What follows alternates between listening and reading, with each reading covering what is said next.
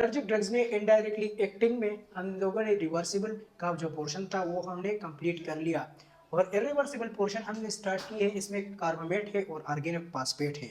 आज हम लोग बात करेंगे आर्गेनोफॉस्फेट के बारे में। आर्गेनोफॉस्फेट ये क्या है? तो ये एक केमिकल है। और इसकी डोजेज फॉर्म अवेलेबल है लिक्विड फॉर्म में और टेबलेट फॉर्म में, ग्रेन्यूल्स में भी अवेलेबल है।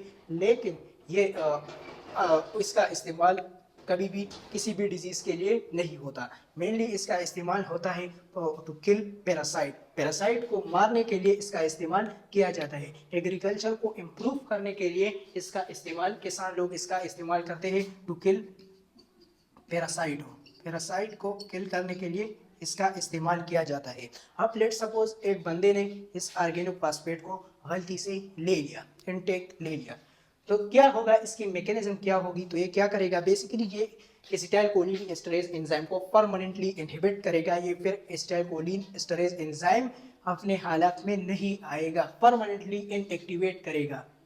तो ये क्या हो करेगा?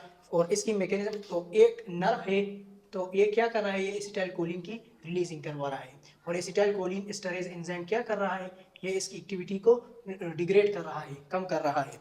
तो अब क्या होगा? तो इस तरह अब होगा कि लेट्स सपोज आर्गेनोफॉस्फेट आप लोगों ने ले लिया या तो ये क्या करेगा? ये एसिटाइलकोलिन एस्टरेज एंजाइम को इनहिबिट करेगा। एसिटाइलकोलिन की न्यूरोट्रांसमीटर की रिलीजिंग बहुत ज़्यादा, अमाउंट बहुत ज़्यादा बढ़ जाएगी, जिसकी वजह से पैरासिम्पैथेटिक एक्टिविटी बढ़ जाएगी। निकोटिनिक मस्करिनिक रिसेप्टर्स इनके ऊपर ये बाइंड करेगा और पैरासिम्पैथेटिक रिस्पांस हमें देखने को मिलेगा।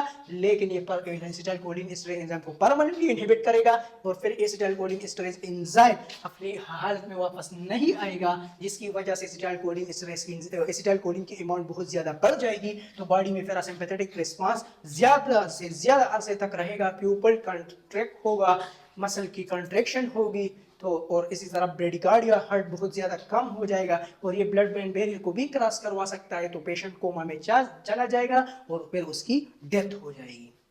तो दैट इज आर्गेनोफॉस्फेट। अब आर्गेनोफॉस्फेट, अगर किसी बंदे ने आर्गेनोफॉस्फेट ले लिया तो विद इन 30 मिनट आप लोगों ने इसको एंटीडोट देना है। अब एंटीडोट क्या है? तो एंटीडोट ये है इसका कि पेरिडोक्सिन और एट्रोपिन। एंटीडोट इसका क्या है? एंटीडोट तो एंटीडोट है एट्रोपिन और पेरिडोक्सिन। ये डायरेक्टली इस पेशेंट को लगाया जाता है। तो फिर इसकी जो तो आर्गेनोफॉस्फेट इसकी जो कंसंट्रेशन है बॉडी में ये कम हो जाएगी, ख़त्म हो जाएगी, तो फिर पेशेंट ट्रीट हो जाएगा। लेकिन अगर और विद इन 30 मिनट, और अगर 30 मिनट से ज़्यादा टाइम गुजर गया पेशेंट क्या मर जाएगा। अब आर्गेनोफॉस्फेट ये बेसिकली एसिटाइलकोलिन एस्टरेज एंजाइम के साथ एक बॉन्ड बना लेता है, जिसको हम कहते हैं